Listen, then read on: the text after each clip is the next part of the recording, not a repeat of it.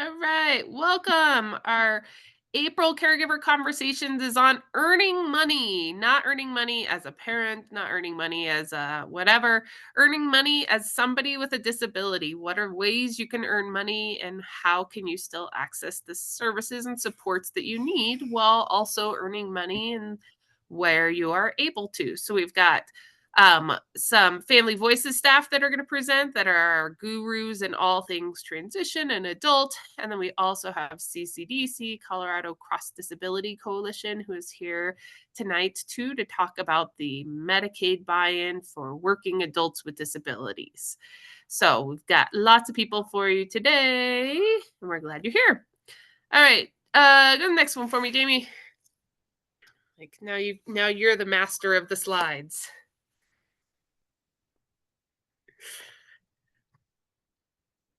There we go. Awesome. This is our caregiver conversations. If you've not been here before, we do these the first Thursday of every month, minus July, because we don't want to butt up to 4th of July. And we do them from 7 to 8:30 p.m. We try to do about an hour of content and leave 30 minutes for questions too, and on a variety of topics that you all have requested. So tonight's earning money. Next month is saving money. So we have people coming to talk about ABLE accounts and disability trusts, ways that you can keep money, save it, store money for the future, for future needs, without it impacting the services that you get or that your kiddo gets. And then June is understanding community first choice. So we're also doing some Q&A sessions once a week right now too, to talk about all of the many July 1st changes. So if you've not seen those, let us know and we'll send you the info for those too. We've done the one for kids with intellectual and developmental disabilities, one for kids with medical needs, and then we have one for adults with medical needs this next Monday, and then adults with intellectual or developmental disabilities the week after. And then we'll do it all over again in every quarter until we get to next year is the goal. So we have those as well. And then we'll talk again about all the caregiving programs. So IHSS, in-home support services, CDOS, consumer-directed attendant support services, and CNA programs, and more coming up in August if you want that info again too. All right, who is Family Voices? So just a quick overview. Here's our main contact info. We're a family-led nonprofit, so that means all of our staff are parents of somebody with a disability, ranging a whole wide range of diagnoses and ages, but we all have some level of lived experience. And we provide system navigation, so individually helping you walk through the crazy processes in the state, really just seeing you and your family as a whole unit and helping navigate the vast systems that are out there to make sure you get the supports that help you to live the life that's best and meaningful for you and your family. And then we do education and trainings like this. And then we do lots of advocacy and policy. So sitting at those Medicaid and other decision-making places and advocating from the family experience, including at the Capitol. And a few of us just got back from a trip to DC a couple weeks ago too. And we are the Family to Family Health Information Center for Colorado, which means that we're the assigned people to give this sort of information, and an affiliate of Family Voices National. So if you've got friends that live in another state, there's an entity that is similar to us in their state. We can help get you connected if you need that. All right, we're going to get started, and Jamie and Christy are going to take it off with some of the programs to help support with employment and learning employment, getting connected to employment for people with disabilities. And then we'll throw it to Amy at the end to talk about how do you keep your Medicaid while being employed. So are you able to do both things? If you have questions as you go along, please raise your hand. We're happy to answer questions or throw them in the chat. If you're not actively presenting or asking a question, though, please keep yourself muted so that we don't get weird background noises of what our houses sound like in the evenings, which, if it's anything like mine, it is not super quiet. So, all right, on that, I will toss it to you, Jamie and Christy, and introduce yourselves, please, too, so they know who you are. All right. I'm Jamie Spansky. I'm a family navigator that works mostly with families in transition from childhood to adulthood. And I'll be talking about the different programs as well as Christy on employment support and the different options to for employment support and secondary education. So we can't talk about our kids without an employment and employment options and post-secondary secondary education without talking about transition to adulthood. Just a quick overview. So, transition planning starts at an early age, 10, and continues on through at least 26. So you want to start talking about these things and, what do you want to do when you grow up? Helping them to learn their different skills, maximizing their independence, doing all those other transition essentials like legal, school and career planning, talking about the financial future, what healthcare looks like, where they're going to live, what supports look like for their living situation, and any benefits now and in the future.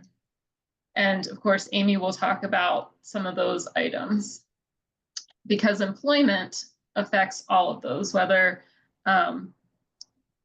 those things affect employment or employment earning money affects them.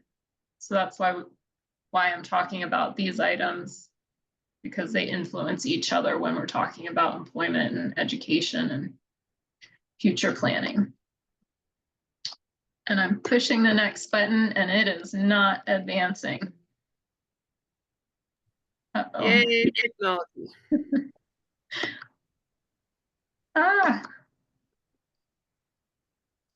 Fun. Do you want me to share instead? Yeah, maybe. Oh, there we go. Yep, I got it. Woo. I think my computer's boycotting me. It's saying I'm done today. Fair enough. All right. So in talking about planning for the future, we want to do person-centered planning because our kids are part of this conversation. What do those things look like now? Where have they been? Where do they want to end up in the future? Do they want to go to school? Do they want to work? What does work look like? What does school look like? Are they capable of doing those things? Do they want to do outings? Are they able to volunteer? The same conversations you'd be having if they didn't have a disability or if they weren't developmentally divergent. And what does a meaningful life look like? Does it include work? Does it include school? Does it include volunteering? So we have a list of different links here that are guides and planning assistant programs. Got transition, path, charting the life course, MAPS planning, and also disability planning. So all of those are great options to use to help you have these conversations with your kid and think about their future and plan for the future. And I also wanted to mention for each slide I have here, when you access the slide deck, once it gets posted on our webpage, you can click right on the page and you won't have to reference back to a previous slide. Each page has links on it. So once you kind of figured out the plan on what do they want to do, what are they interested in? Is it school or is it getting a job right away, or do they need additional training? You're looking at do they want to graduate right away, or do they want to stay in school until 21? Because if they're on an IEP, they can stay in school until they're 21 and get additional supports. So if they graduate right away, do they go to employment? Do they go to continued education? Do they go straight to day habilitation program? What does it look like? If they graduate right away, if they get that diploma or certificate right away, then they're not able to go back and access that school system. So it needs to be a well thought out decision. If you feel like they could benefit for a few more years in school, transitions as age 18 to 21, then the school district can provide vocational training, continuing education, life skills training, and transportation training. And it really depends upon the school district on how robust their transition program is. But the key point is that it needs to be individualized to your child. So when you're talking to them, when they hit 14 years old, and in that IEP meeting, when they're talking about planning for the future, you need to make sure that they're individualizing it, that they're tailoring it to your child, that they're making goals for your child and what their hopes and dreams and things look like. And like I said, it can encompass many different things, like vocational. They can go to community college, or they could go to tech training, or it could be employment support. And the next slide, I think, is yours, Christy. Okay. Yep. So I'm Christy Blakely. I am the senior senior advisor for Family Voices. My daughter will be 43 next Thursday. So she's uses a wheelchair and a communication device, and she lives with a partner who also uses communication device and wheelchair. She went through Metro and did a certification through transition and through the work that was planned for her. So when you get to this point, you're in high school, 13 to 15, there's a decision you have to make. Are we going to do school and just graduate with the class? Or are we going to do transition and there's more learning, more access to information? And it can be tailored, as Jamie said, to the individual. So you kind of have to make that decision. And sometimes school districts don't always make it clear what you're asking for, but transition is an offering under IDEA. So under the special education law, it's available 18 to 21, and it can be tailored. So if you decide we're going to graduate with our class and that's it, fine. Then we go to employment or continuing ed. If we decide that we would like a little bit of transition, then that can be tailored so that it looks like what your kiddo needs. For my daughter, we were not at 100 level reading or math, so we went there. We went to the community college, and that is under transition, a collaborative with the school district. So your kiddo could go to continuing ed in the community college until 21. Then part of the decision is with the school services, how do we bring in employment, et cetera? And what do we want this to look like? So some of the decisions you all have to do with, are they going to shadow? You know, I had a kiddo one time who really wanted to be an auto mechanic, but he didn't like his hands dirty. And so a day or two of shadowing somebody in the auto mechanic industry caused him to go, wait, that's not for me. So it's getting that experience, it's building that experience, and it's building it for your kid. So in transition, they take the diploma and they walk with their class, but they don't get a full diploma until they graduate at 21. And they've done a system for themselves. Anyway, okay, next. Is somebody forwarding the slides for me? Jamie's computer is fighting with her tonight. Uh-oh. See if it behaves itself again. Maybe you do want to take it over because it is fighting me again. Yep. Give me a second. Let me get to the I'll right stop slide. sharing. And I see something in the chat. Yeah, you're welcome to place. Okay, there. Thank you, Megan, for sharing. I'm trying. We're getting there.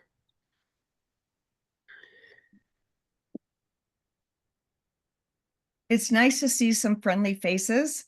A shout out to Kelly George, who I haven't seen in a month or two. So when your kiddo turns 18, if they're not able to work, they go on supplemental security income. And at 18, that the max is like $900, but there's levels based on the disability, but you are living under that $2,000 limit. What that does is it connects you to Medicaid. So for kiddos at 18, they go on supplemental security income. They get their funds per month. They're paying mom and dad rent, and they have some pocket money, but they have a limit of never having more than $2,000 in their account or accessible at any one time.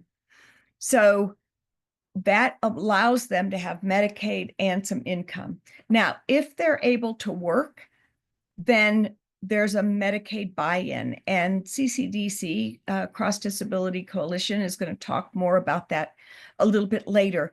But there's ways to be able to be employed and still have Medicaid. Why Medicaid? Because it's the better benefit package than a private insurance as far as supports and services. It also has low copays and pharmaceutical costs. So the biggest decisions with families at this point in time is, do we want to look at employment options? If so, what? Do we want instead to just be volunteering so we feel productive in the community, but we're not impacting any kind of supplemental security income monies? Or do we want to go to secondary education? And if so, how are we going to do that?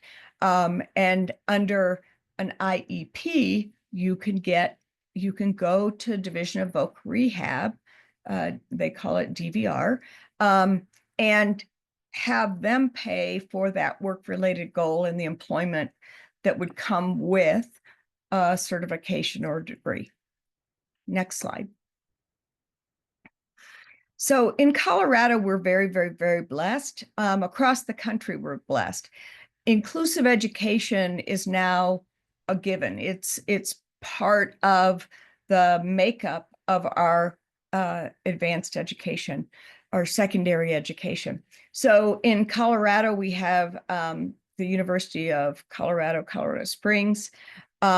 There's all sorts of programs for our individuals that have either different learning, neurodivergent, intellectual and developmental disabilities, and they can go to college. They can get degrees or certification. Certification is not a full degree, not 4 years, but it has enough credits to warrant a specialty in a certain area. My own daughter, Lauren, did a certification in not-for-profit management, which was about 32 hours, credit hours. So there are options for kids to go away to college if that's the path you're looking for your individual. So the world is really open related to that. And the University of Colorado at Colorado Springs has an amazing program. And I encourage you to look into that if you're interested in continuing education. Okay, next slide. I think this one's yours, Jamie. This one is me. Right, so this is a chart of numerous different employment supports, and DVR is one of them. So the different options we're going to talk about tonight are DVR, Division of Vocational Rehab, School to Work Alliance Program, which is a collaboration between DVR and the school district, Workforce Center, School to Transition Program, Centers for Independent Living, the HCBS Medicaid waivers, and the Colorado Office of Employment First. And each of those items has a link on that chart so that you can access them. Next slide, please. So the first three we're going to talk about under employment supports are school transition programs. So through the school district, Department of Vocational Rehab, DVR, and Medicaid waivers, HCBS, home and community-based service waivers. And the first one is school transition programs. So as Christy was saying, under IDEA, the term transition service means a coordinated set of activities for a child with a disability that is designed to be a results-oriented process. So it can include that post-secondary education, vocational training, integrated and supported employment, and it needs to be based on what your child's interests are, so tailored to their needs, and can include instruction, related services, experiences out in the community, daily living skills, and functional evaluations. So for school transitions programs, it needs to be, the child has to be on an IEP. SWAP, when we get to talking about that has a little bit wider spectrum. But specifically, the school transition program is just for those on the IEP. And the whole purpose of transitions is to prepare your child to launch into the world in their way. Thanks, Christy, for putting that in there in the chat. You owe me 25 cents. Well, I have it. I have it in the later on in the previous presentation. It's okay, Jamie. I'm teasing you. So the whole point of transitions is to prepare your child, to help them to launch out into the world. Same as those that aren't on an IEP. When they graduate high school, the purpose of high school was to launch them. Transition is just an extension of their public education. So preparing them, helping, as Christy had mentioned, doing that college, if they want to do college, they can do that through the transitions program. Employment preparation, learning skills. They have classes that they can go through during transitions, learning to watch and process the news on TV and deciphering what the news means, prepping to be able to interact out in public, learning social skills, learning social determination and self-advocacy.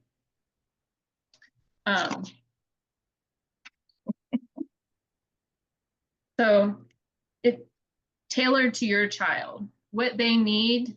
Speak up in that IEP meeting and say, this is what we envision it. Let's figure out a way to make that happen.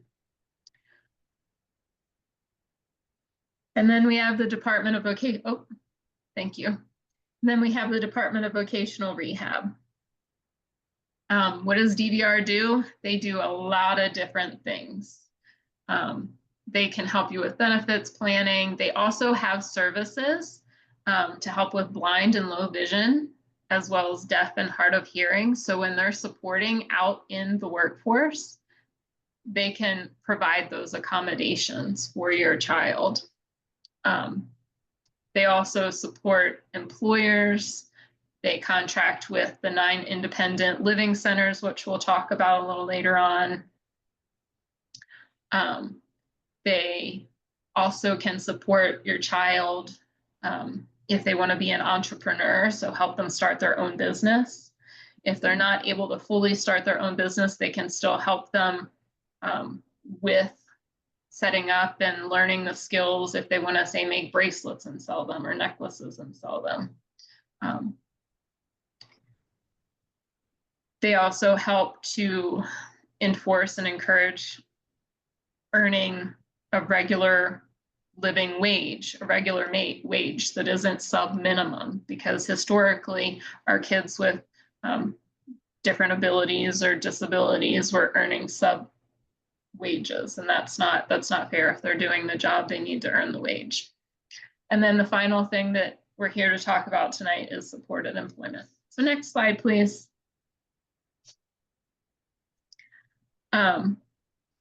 So what may they provide?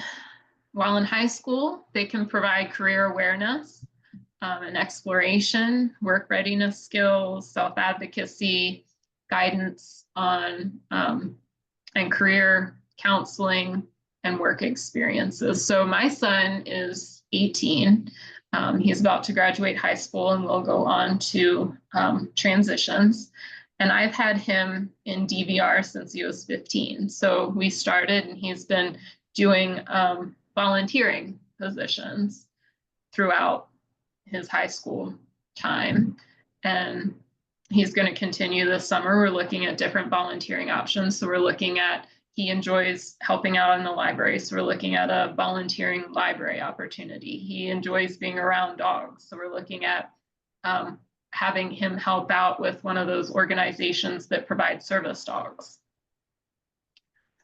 And he'll have a support person there with him to do that, helping him with his social skills and helping him learn the skills on the job, learning how to be an employee. We just filled out 3 applications last week. So helping him fill out those applications and submit them, and how to interact with the people on the job. And then after exiting high school, helping with job search activities, placement, assistance within the workplace and accommodations, coaching them, training, and job retention skills. Because the end all be all goal is to get a job, keep the job, and continue in that job successfully. DDR also provides behavioral health assistance, and they can attend the IEPs if if they have work-related goals in that IEP. Next slide, please.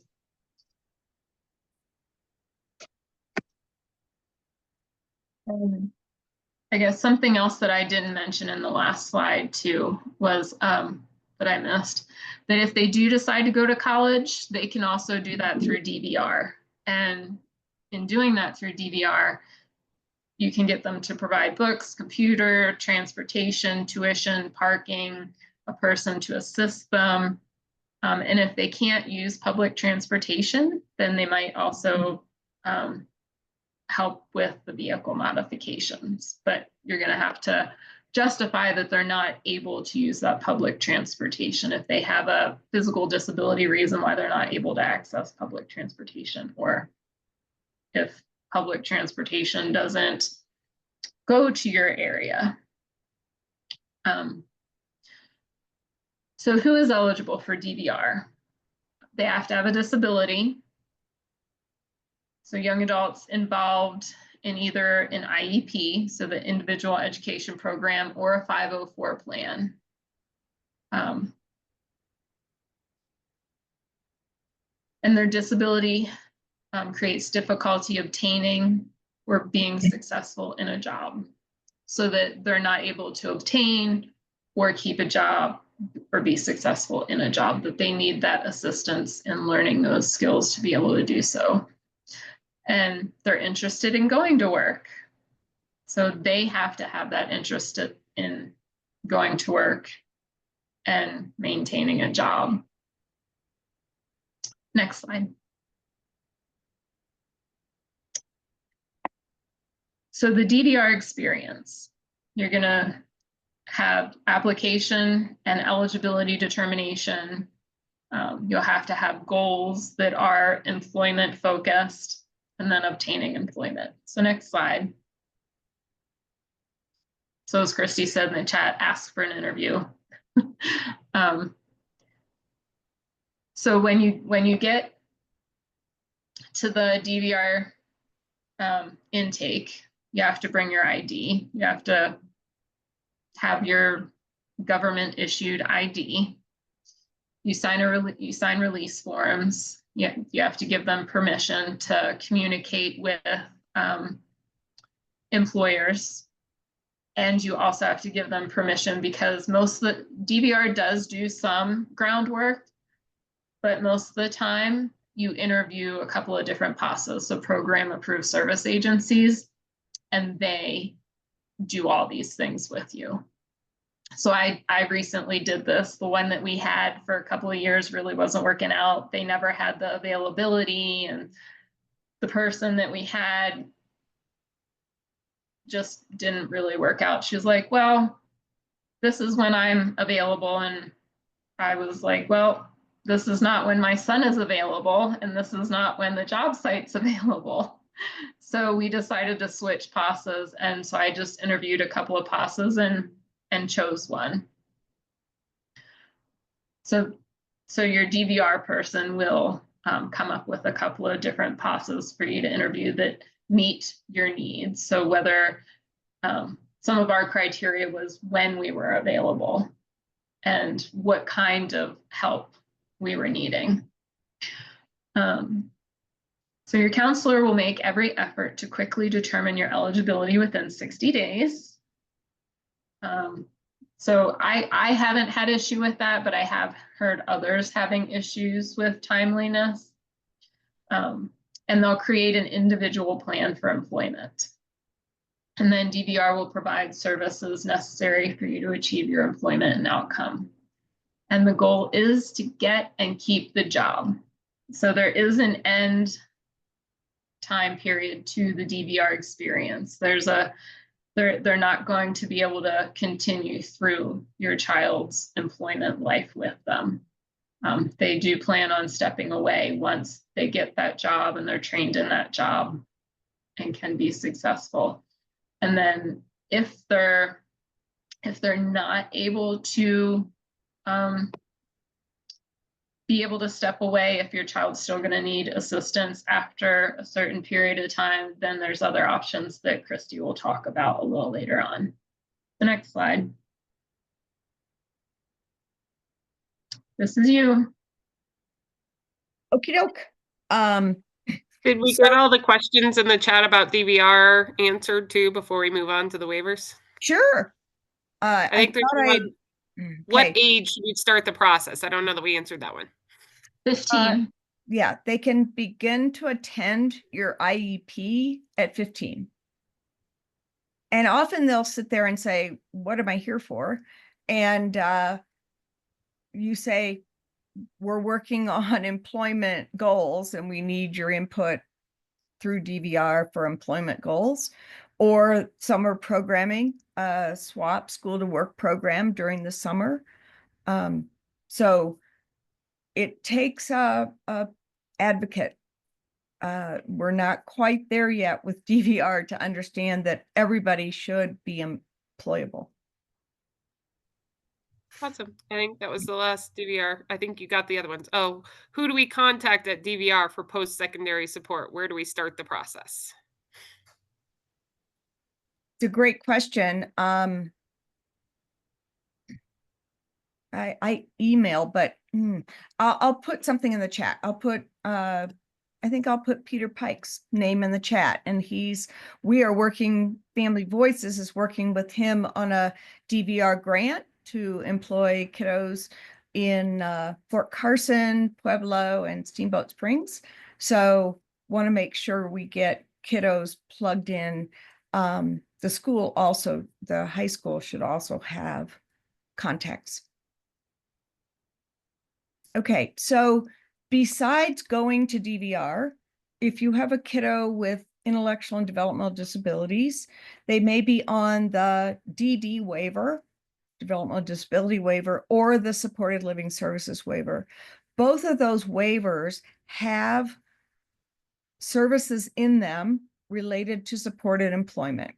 So why do we need supported employment? Well, many of our kiddos with intellectual and developmental disabilities don't have training one time and keep it there. So we need to work with them on an ongoing basis for that supported employment.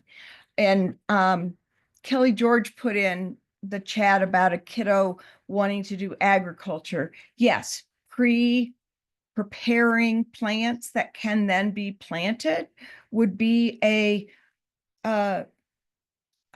employment that the kiddo could then sell those plants to farmers.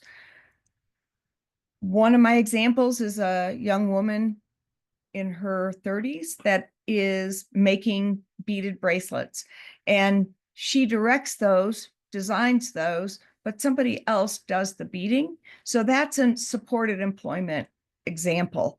But both of those waivers have it in the waiver to continue that service.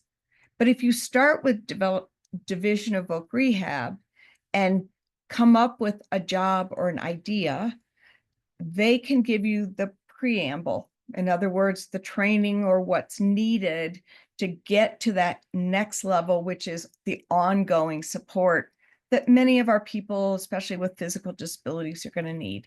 So these two waivers have supported employment in them.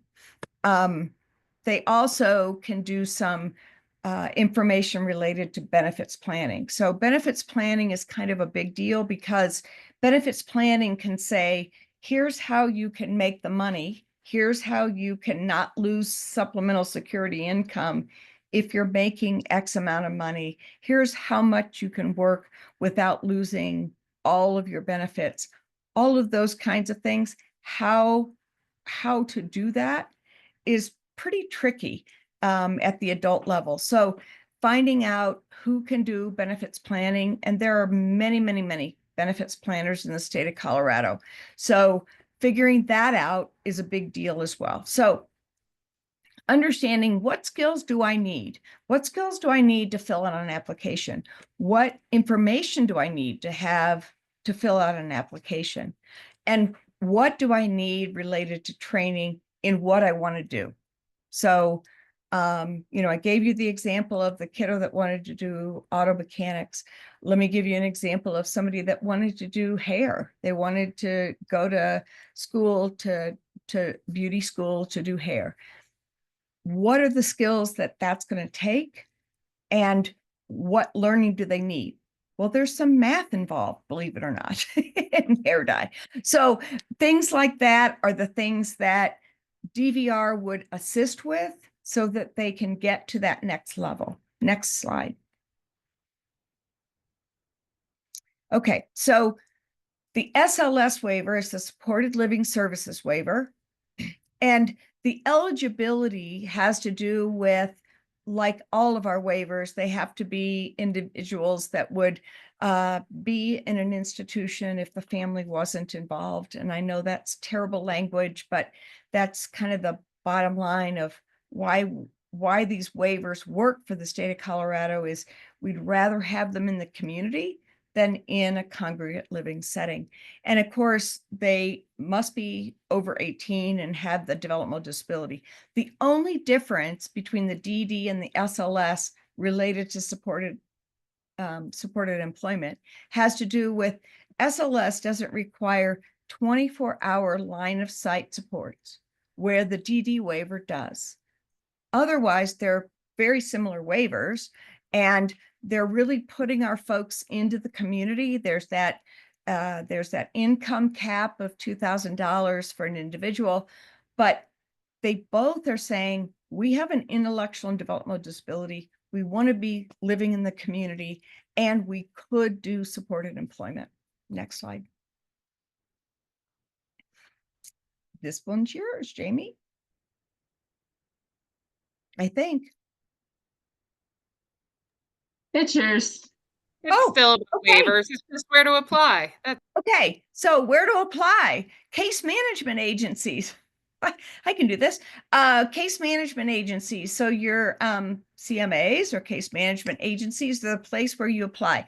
So if you have a kiddo that is, say, 17 and isn't on a Medicaid HCBS waiver, but has an IEP, then we need to be thinking about getting them into a waiver. Why?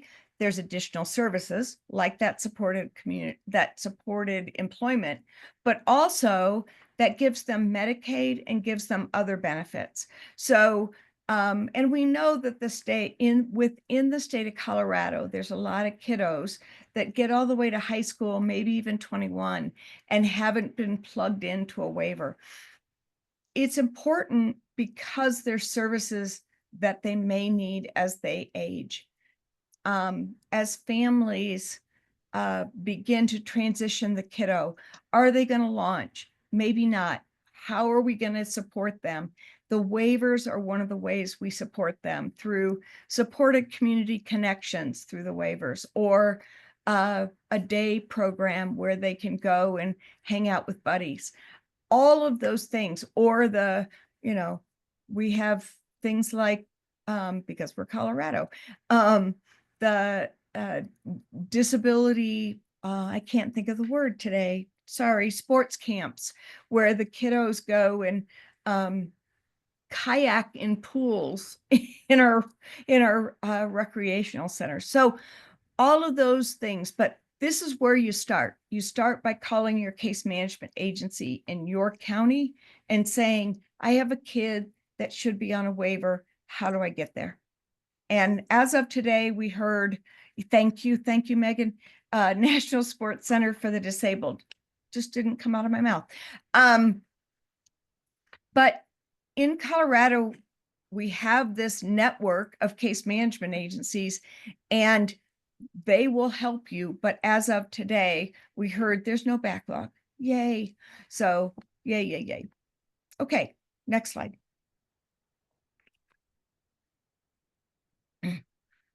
Is this Right, mine? so this is mine. Yay. So other employment supports that were on that chart that we looked at the beginning. SWAP, School to Work Alliance Program. So this is where your public school system and DVR are working together, cooperating. Centers for Independent Living. So your Colorado statewide Independent Living Council partners. We have the Centers for Independent Living are a conglomeration of 9. And then Colorado Office of Employment First. I didn't count how many, but there is a lot of partners, and it's under JFK Partners. So Colorado University Center of Excellence in Developmental Disabilities, it falls under them. And they are also one of the partners. And then Workforce Center. So that falls under the Colorado Department of Labor and Employment. Next slide. This one's you, Christy. Okie doke. I was just typing about the independent living centers. They're amazing in the state of Colorado. Just pay attention. They're all over the state, and they have programming for these kiddos that are ready to launch. The kiddos that they're in the community, they know what people need that have disabilities, and they connect to DVR, Division of Voc Rehab. So SWAP, School to Work Program, Alliance Program, is set up to be in the schools, in the high schools, and to prepare kids. So our typical kids that are, matriculating typically are getting jobs at pizza, they're delivering pizza, they're at McDonald's, they're at Starbucks, whatever. So the SWAP program is set up to kind of be that for our kids with disabilities or IEPs that are learning those skills to become employed long-term. So these are the kids that are eligible for DVR. They have mild to moderate employment support needs. And they're going to help with that career exploration. They're going to help identify, what do I want to do? How do I want to do it? And what works for me? We have disabilities that are very specifically, we have to not be around food. And so in the SWAP program, we'd be able to say, no, don't put us anywhere near food. So they're not going to work at a juice bar. They're going to work at a animal rescue. So all of those kinds of specifics for our kids that have special needs are part of what SWAP does. And SWAP is connected to the county. SWAP is connected to many employment opportunities. I will tell you a humor, a little bit of funny. So my daughter is very physically disabled, and one summer under SWAP, she worked shredding paper, shredding documents, but because she can't put documents into a shredder because she doesn't have hands at work, she would use a spatula, like an extended spatula, like a spatula that would go halfway across her house, and push the documents in. And that was her job for the summer. But she felt valued. She loved the job. The people loved her. And that's what it's all about, learning to be away from your parents and the people that have cared for you, learning to communicate to others. It's all about that early employment. So next slide. Is this me too? Yes, you have Okay. this one and the next one. Okay. So this is a whole lot of links and wonderful things that you will be able to get. But JFK Partners is the Office of Employment First. There are families and individuals that are on their main boards to decide how are we going to do this and what are we going to do. And so the focus is really to get our individuals with disabilities more opportunities to employment. The data today says 65% of the people on Medicaid in the state of Colorado are already employed. So the other percentage, we are really pushing to get these folks opportunities if they're able to work, if their health is stable, if they are physically able to work, get them into employment of some sort. It can be volunteer, it can be work for pay, whatever it is, but that piece of giving back is part of what our folks, it gives them the drive to keep going. I'm not going to read all those because that's just too many things to read. Centers for Independent Living. Are you going to do this one? This one's you. Okay. Do you see how much I paid attention before all this? Anyway, guys, so the Centers for Independent Living are amazing organizations, and we have them throughout the state. There are satellite offices, but they are doing programming, they're doing advocacy, they're really supporting our individuals to be independent and live independently. So they're doing classes for independent living. So if you go to transition and your kiddo is learning how to do, I don't know, 3 recipes that they can do safely in their own apartment, then the Centers for Independent Living kind of carry that on as they go into adulthood. So Centers for Independent Living are doing everything from working to help folks know how to present themselves for an interview, because in our virtual world, we've missed a few years of having to look presentable. They are helping fill out applications. They are helping fill out any kind of other document. But these folks are people with disabilities helping people with disabilities, and they're set up to really understand their community. And in Colorado, that's pretty unique. So each community is set up to do their own kind of thing, but they are a network that's very connected to Division of Voc Rehab. So contact them, see what they've got going, because they may have some programming for your youth that will make a difference. Next slide. This one's me. Okay. And I was going to put a plug for the Centers for Independent Living too, because we've utilized them. And I know the Center for People with Disabilities, who's one of the partners, puts out classes, and I'm sure the others do similar things, but they put out classes and workshops each summer. And my son's done a transportation class And these classes normally are like twice a week for about 2 months. And they went through all the different options of transportation. So the RTD and all the apps that you can have on your phone, and, Access-a-Ride and Uber, and teach them how to download the apps, use the apps, plan your route, and and they have a field trip day at the end. And they also have your son did an interview, and they provided him clothing, right? Yeah, so that was the other class Yeah. he did. He did a job class last summer. So the summer before that, he did the transportation class, and then last summer he did the job class. And they went through and they, how do you show up to work? How do you interact at work? How do you ask for help?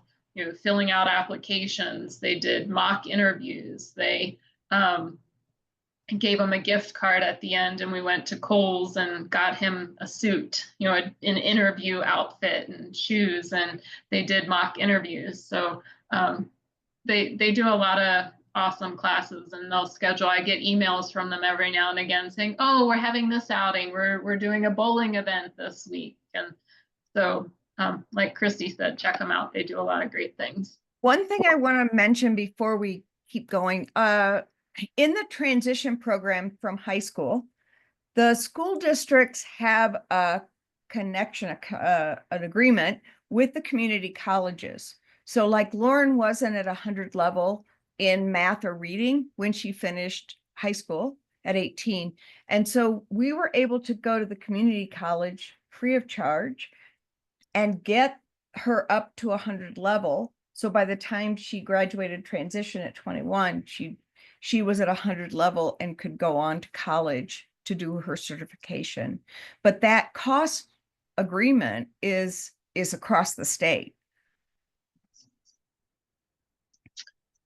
All right. So Workforce Center.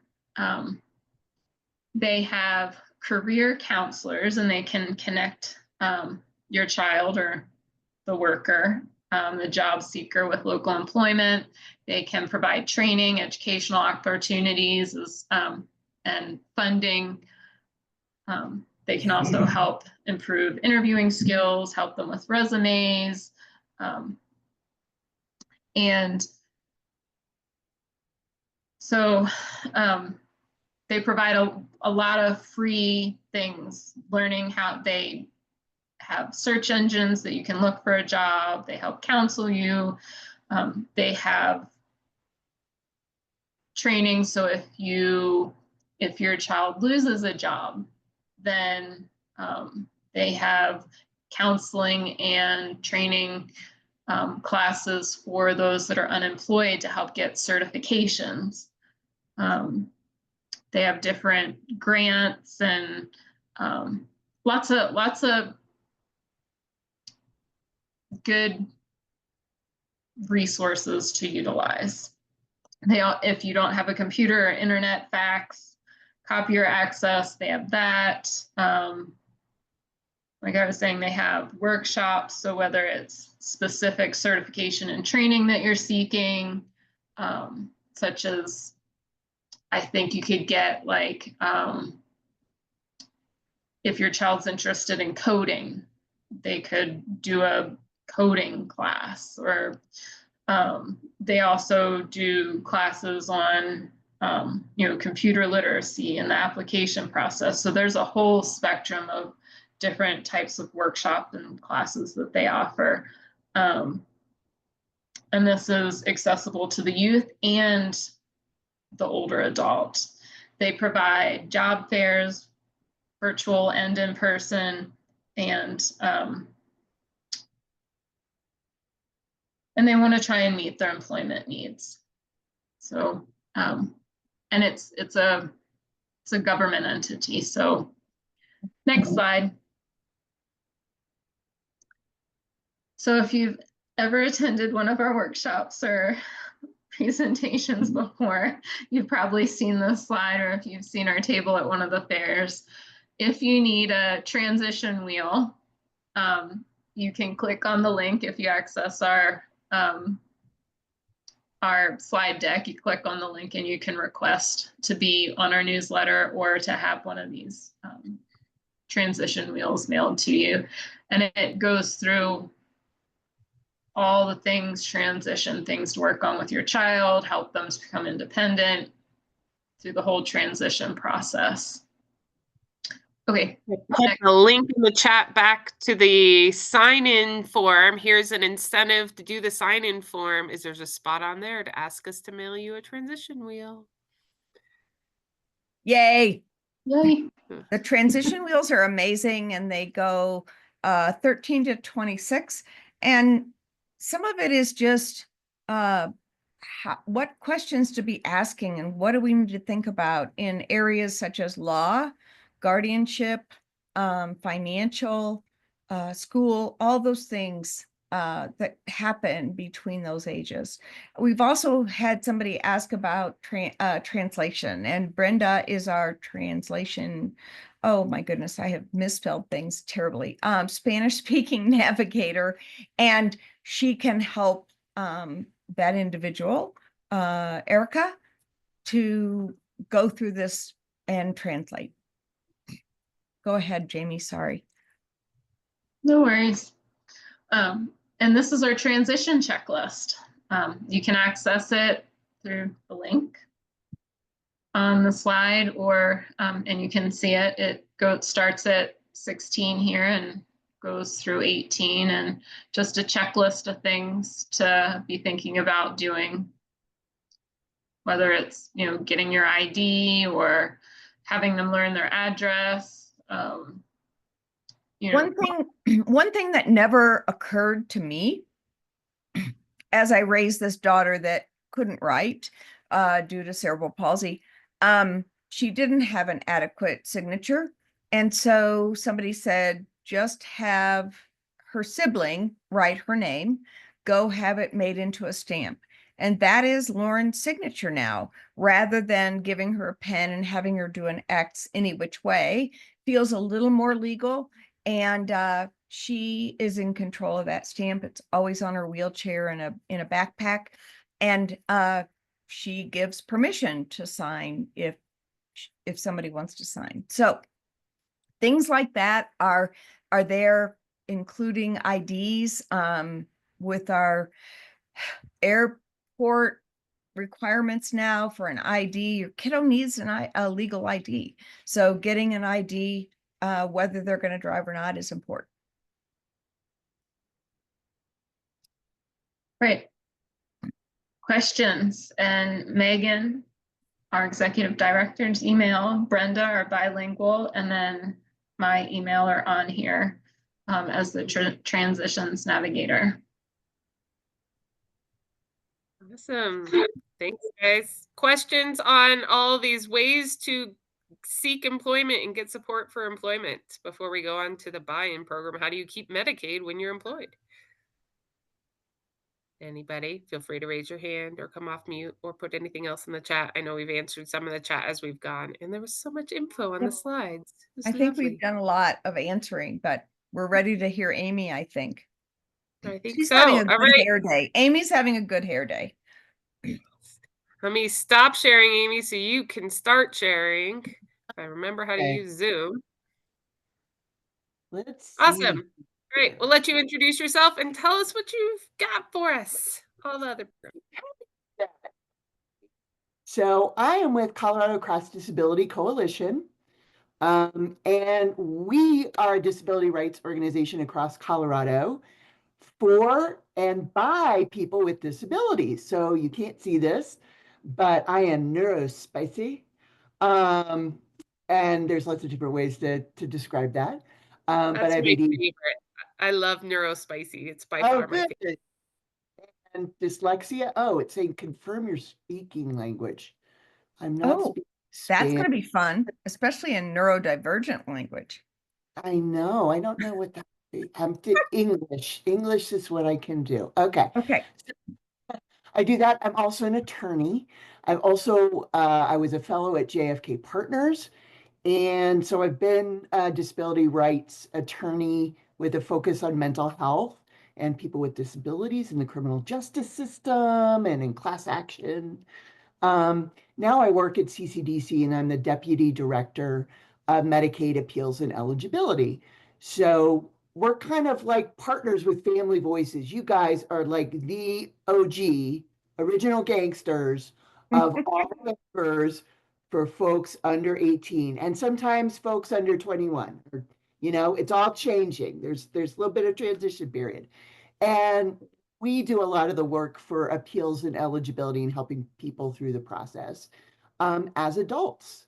So it is really a thrill to be here. I was talking about being an interfaith chaplain. I've worked at Fort Logan as a behavioral health chaplain, and I've done a lot of work with training and working with folks who have both maybe an intellectual and developmental difference or a neurospecie, and also have maybe some mental health issues that come with that, some mental health challenges, which we can all experience at times in our lives. So that's kind of me. Let me go ahead and start putting up my thing, but I just share that. The other thing that I do is I'm the supportive decision maker, and I've been a temporary emergency guardian for an adult who's 64, who's on a DD waiver, and working with to get them to work. So I kind of have that perspective of how do you set someone up for success when they're older, because this gentleman, unfortunately, no longer has family around, but we get to be family, which is great. Okay, I'll be really honest. I am going to look at the chat afterwards because I'll be honest, I'll lose the thread. Can everyone see my little slides here? Hopefully. If you We can't, can let me see your know. slides, and if there's something super important in the chat, we'll stop you so you don't have to try to read and present. I appreciate that. So we're going to talk about adult Medicaid buy-in, which is called WAD, which is horrible. But what it stands for is Working Adults with Disabilities, and it's an amazing program.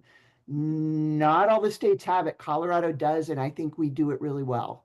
So we should be proud of our Medicaid adult buy-in program. Whoops. So here's CCDC. And our vision is we strive for all Coloradans with disabilities to live full, equitable lives with equal access to any civic, professional, and/or personal opportunities that are available to people without disabilities. So that's just kind of who we are. Okay, what WAD, buy-in Medicaid? Why do I need to know this? How does this fit? So once you move from children's waivers and you transition into adult waivers, things both get larger and they get smaller. And so I'm going to just kind of go over, like, how do you get Medicaid as an adult? So you have Magi Medicaid, right? Which is just the family income, you're in the family. Disability isn't required. It's based on income, and that's usually available for individuals over 18. We know there are differences if children are staying at home or if they're at college, but that's just your like straight state Magi Medicaid. Then we have adults who maybe need more help at home. They need long-term services and supports. Those are qualify for Medicaid LTSS. And it's kind of like the children's system of waivers. There's more of them. Generally, and this keeps changing, so, trust Family Voices on this. Most of these waivers only available for people through age 18, but I know for the CHIRP waiver, Children's Habilitation Residential Program, it can be to age 20. I know that can be shifting. So check in with Family Voices always to make sure you know the latest. When you have an 18-year-old and above who is on a waiver, an HCBS waiver, like a DD waiver, only the adult's income and assets are counted for eligibility. And I think you can make something like $2,900 a month, and you can have that $2,000 in assets. So it's pretty harsh. And you do have to have that disability determination that you don't have to have on Magi Medicaid. Medicaid buy-in is much more open. You can be 16 years old, and if you are working, you can qualify for services under Medicaid buy-in. And you can do it all the way past age 65, which is great. You can qualify using Social Security disability finding, or you can go through the easier Colorado disability determination, right? And I'll talk a little bit more about that. You can use Medicaid buy-in. If you have a disability, you have to have a disability. Qualified for just regular Medicaid, maybe you don't need in-home services, great, you can get that. If you need long-term services and supports and you have too much income or you have too many assets, Medicaid buy-in will also allow you to qualify for those services. You have to work. We want everybody to work for at least minimum wage, but you don't have to be getting a pay stub. And there isn't a maximum number of hours you have to work each month. So if you have somebody that can work 2 or 3 hours a month for minimum wage, guess what? They're employed for Medicaid buy-in. I can talk about that a little bit more. The highest monthly premium for Medicaid buy-in, because starting this May 2025, premiums are coming back. So you do have to pay a monthly premium. But the highest premium you would pay is $200, and that's if you're in the very top tier, and I'll show you the tiers. And considering what some of our people get from waivers and how it allows them to live in the community, that is so much more reasonable than private insurance. So along with it, and it's not on the slide, but if you're also dual, maybe your loved one is also on Medicare and they qualify for Medicaid. If you are on Medicaid buy-in, that you will have your Part A and Part B premiums, Medicare premiums paid. So pretty nice. What are your basic requirements? Well, you pretty much have to be a US citizen or been a lawful permanent resident. Pregnant women must be lawfully present, but there isn't no 5-year bar. You must be employed or self-employed, any kind of job, house sitting, dog walking, mowing someone's lawn, folding laundry, all counts. And I'm kind of going over this again. But under Colorado disability determination, you can have anxiety, depression. It just has to affect your activities of daily living, which is a lot easier to meet than the SSA requirement of disability. All right. Your adjusted annual income has to be below 450% of the federal poverty level, but it's only the persons looked at. Yes, SSA is Social Security Administration. Please call me out if I use acronyms and I don't explain them. Income from a job and unearned income is looked at, and I'll show you how to do that. Okay, you wanted to know, wait, show me the money. How do I calculate the money? This is how you do it. So you take unearned income, right? Because we're not looking at assets. Nobody's looking at your checking account. It's only income. So unearned income, what could that be? Well, maybe you have an 18-year-old who is on SSDI, and maybe they're getting that because they've had a parent who's passed, and so their child with a disability, with survivor benefits, that would count. You don't see SSI on there because most people who have SSI are not going to qualify for Medicaid buy-in. The whole point is that you're over the asset and income limit. So that's why SSI isn't included. So what you get every month from SSDI would be counted. If you're over like 66 and 8 months and you're getting Social Security retirement, that would count. If you have dividend or pension income, not able accounts necessarily, but I don't know, somebody leaves you a trust and you get $20 a month from it, or an insurance thing, that's income. That's unearned income. And what you do is you take that number, our difficulty of care payments, part of unearned or earned income. They That's a good question. They would be earned or they would not be counted.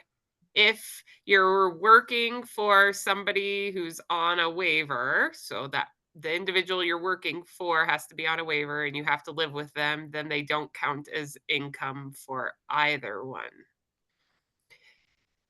But if they did count, if you were a CNA for somebody who is not on a waiver, that would be earned income. But typically it won't count at all.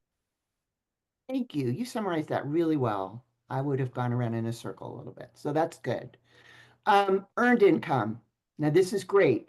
A lot of people, most people at CCDC, including all the attorneys and everybody else, were on buy-in. You subtract $65 from the total amount of monthly income you have. That's before taking out taxes or adjusted income, just what you're making. So you take $65, but then you divide it by 2. So you could be making something like $11,000 a month between of earned income. Divide that in half, and you could still qualify for Medicaid buy-in. It's a program that keeps adults with disabilities from having to be completely impoverished. Well, But I'm still, going to say again, Amy, the reason for Medicaid is it's not only a reasonable healthcare uh, insurance and access, but it has low copays and pharmaceuticals, all the things that it can impoverish you on the other end if you don't have Medicaid. But it also covers things that most private insurances don't. So our folks with real physical disabilities need Medicaid because nobody else covers those kinds of wheelchairs and seats and mounts and communication devices, all the things that really get expensive. So sorry, Amy, to jump on you, but wanted to say that. sure. Also, for people with invisible disabilities, maybe a mental health condition, long-term service, there's a community mental health services waiver. Maybe the individual needs some help remembering to take their medications, but they're a great coder and they can do that from home, right? Medicaid is the program that allows people to work and be in the community. So yes, absolutely, Christy, I'm agreeing with you 100%. So then we look down here and we see, okay, you use this, you calculate your monthly income, you add them together there.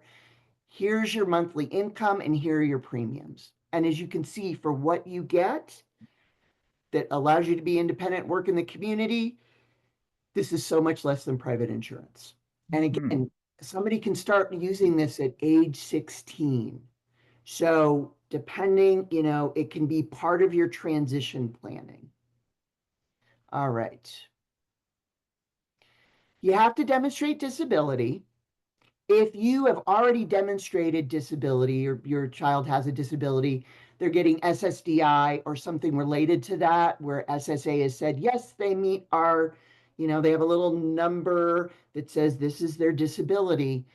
That is good enough for Medicaid buy-in. You don't have to prove anything. Same thing. So if your child is on LTSS or a waiver as a child, they're transitioning. They won't necessarily, and they have an Social Security disability, they won't necessarily have to redo anything if at age 16 they decide that they want to work, or age 18. But sometimes, and this can be very true for people maybe with mental health issues, sometimes those don't show up until folks are 18 or 21 because of the way the brain develops. Maybe a young person is in college and they develop schizophrenia. And all of a sudden, maybe before they didn't need those services, and now they do. So they can be out and succeed and live their full life. In those cases, or if they don't have anything that meets that SSA requirement, you can use the form from Arbor Resource Group. And I'm going to tell you a little more about that. You can also ask these slides. You can look at some of this as well. When you turn 65 and you go off SSDI to Social Security retirement, you also have to redo your disability application with Colorado, which makes no sense because you were found disabled the month before on SSDI, but those are the rules. All right. So how do you apply for this? So, a couple of things. If you aren't on Medicaid at all, if your child hasn't been on Medicaid, if they haven't been getting benefits, then you need to go ahead and do just the Medicaid application, the boring Medicaid application. We have a fill-in version if you need it and you want to do it on your computer as a PDF. If you've already shown, if the child has shown that they have a disability through Social Security disability determination, then you don't have to worry about this disability application, which is down here. If you don't, then they're going to need to complete that. Again, we have fillable versions of this, and I can give them to Christy and Megan so you can look over those things. Okay, I'm looking at the time. I'm not going to worry about this now, but there are some intricacies of how you have to fill this out. And ARG, yes, relates to Arbor Resource Group. They're the contractor that looks at all of these disability applications and medical services and says, oh, yes, you qualify under Colorado disability. So I'm going to keep going because we don't have as much time. But you're going to have this, and CCDC is also doing some new videos. So you're going to be able to come look at those too.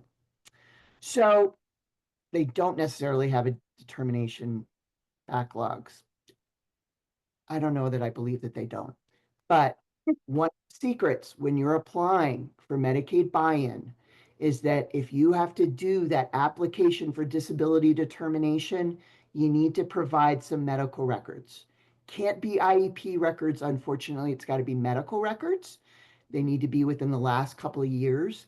But simple things like an ER discharge note or your child's annual physical, or just something that lists all their conditions, all their medications, and gives a sense of why this would impact their activities of daily living is enough. This will speed the process.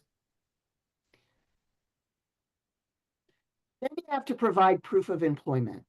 Okay, this can sound daunting. My young person is not going to be able to work 30, thank you, Megan, is going to be able to work 30 hours a week.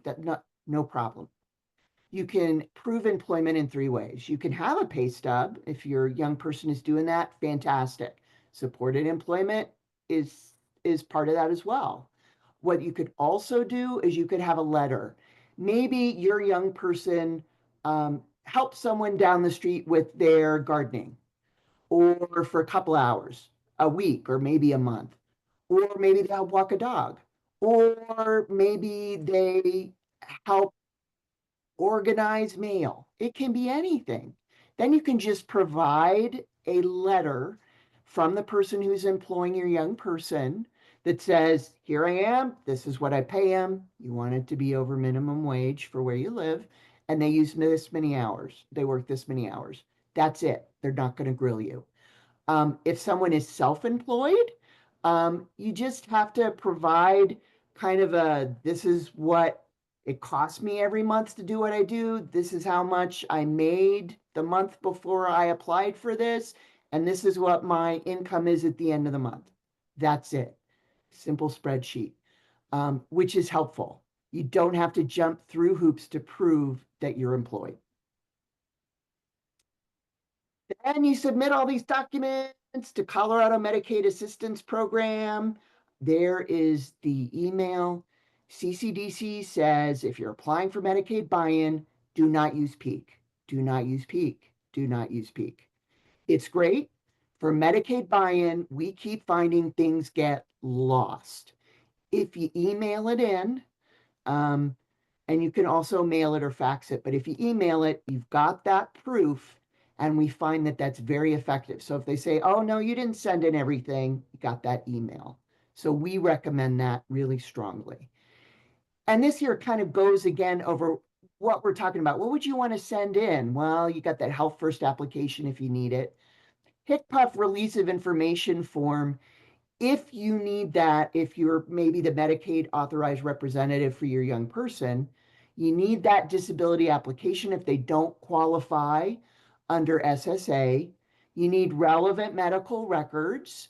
That can be challenging if it's a psychiatric disability. If that happens, You can get your doctor, your psychiatrist to write a letter that says, this is a diagnosis, this is the medication, I'm treating them, it impacts them this way. That also works. And you have to have some proof of employment. This is the process that is very confusing. I'm going to let you look at this on your own. This is more for advocates or if you want to geek out on like all the steps, but the important thing for you to know is that if you're applying for Medicaid buy-in, and if you are applying for Medicaid buy-in and the young person is not applying for SNAP, which they probably wouldn't qualify for, or any other benefits, you do not have to apply to the county. In fact, you don't want to. You want to apply to CMAP, and CMAP is the Colorado Medical Assistance Program. It's housed actually at Denver Health. They are the gurus at buy-in. They understand all of this stuff. If you send it to the county, there can be confusion. They don't always send it to the right place. They don't always know how to process Medicaid buy-in. So you want to focus on applying with CMAP or Colorado Medical Assistance Program. So if you really want to geek out, you can look at this. But the important thing is from the day that you send the application into CMAP, if you are attaching that disability application because you didn't qualify under SSA, you didn't have SSDI, something like that, they have 90 days to figure out what's going on and to qualify you. And that's it. If on day 91 you haven't heard from them, you get to appeal. If you've already been determined by the Social Security Administration that you have a disability, from the minute you send it to CMAP until when you're supposed to get your letter is 45 days. If it takes them longer than 45 days, you can appeal, right? So they don't get to sit around on your application for long periods of time. You want to say, Amy, Jamie has a question in the chat and I don't know how to answer it. If there's a letter, then it's official and there's a paper trail. So then does the person paying have to have an EIN and claim it on their taxes as an employer? I don't. Yeah, No. so you were saying if they're just mowing the lawn and, you know, babysitting or doing, so they don't have to claim it on their taxes as an employer then? No. Nope. Because maybe they're paying, you know, like $30 for, you know, let's say 45 for somebody to do lawn care 4 hours a month in the winter, right? All you need is that letter. And if you're not making enough, you don't even have to necessarily file a tax return. I will say to qualify under Medicaid buy-in, your parents cannot be taking you as a dependent. So if it's that 16-year-old and they're doing Medicaid buy-in, you're not allowed to take them as a dependent. That's a little side tax thing, but no, you don't have to have an EIN, any of that. You don't even have to have that if you're self-employed. If you're not making over the threshold that makes you have to, you know, file for a business license, you don't have to worry about it. Okay, so here you want to save everything, especially if you're getting a Colorado Disability Determination letter from ARG, Arbor Resource Group. Hold on to that. HCPF has been having some issues with software for quite a while. You want your proof. You want your proof. And unfortunately, sometimes this stuff gets lost. I think you all know this. I'm sure Family Voices has been saying this forever. Yeah, if you want to do Social Security limits, then absolutely. And ABLE is not counted for Medicaid buy-in. Correct. So You're amazing. Thank you so much, Amy. That was amazing. sure. And I questions. What I'm going to do is I'm going to send to Megan these slides. I'm also going to send you the latest and greatest like check sheet that we created and that we're giving people who are learning how to help others with Medicaid buy-ins. And I'll let Megan know when we are having new videos on how to do this. And you can just come look at the video and follow along. And hopefully we can give you a little more detail than we did today.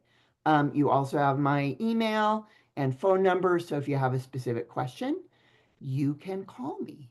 So thank you. Thank you so much, Amy. The real gist, if you take one thing away with you tonight, I want you to know that people with disabilities can work, they can get support to work, and they can get Medicaid while working, that working does not exclude you from all the benefits. So if you take nothing else, take that piece of nugget, store it in your brain, and then when it comes up and is necessary, come back to this video and grab all the details on how to do all those things, or reach out to us or CCDC, and we're happy to help you with all those things and getting the supports that you all need. Any last questions from anybody in the last 2 minutes? I think there have been some great ones in the chat and all there too. So I'm glad you all came. All right. Thank you, Amy. Thank you, Jamie and Christy, for all this info. Next month is about able accounts and special needs trusts. So when you make all this money, how do you put it places where it's safe and protected ongoing too? So see you all then, if not before. Have a good night. Bye. Good night. Good night. Thanks again, Amy. Pleasure.